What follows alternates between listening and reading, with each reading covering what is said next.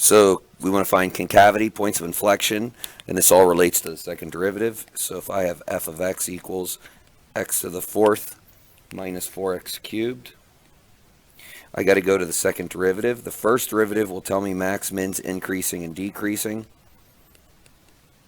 The second derivative will tell me about the concavity and points of inflection. A point of inflection is where the graph will change concavity.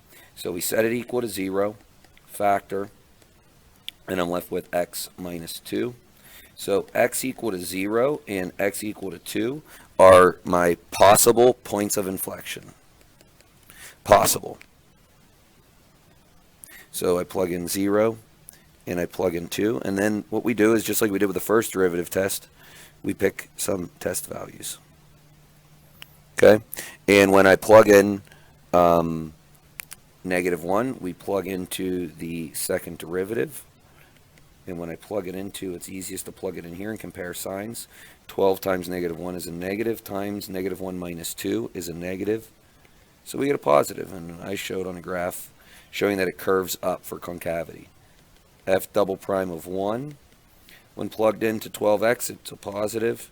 When plugged in x minus 2 is a negative, so we get a negative number, sorry for the mistake, and it curves down.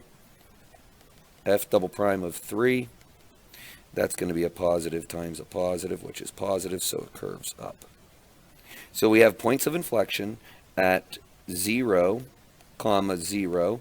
I get this from the original function.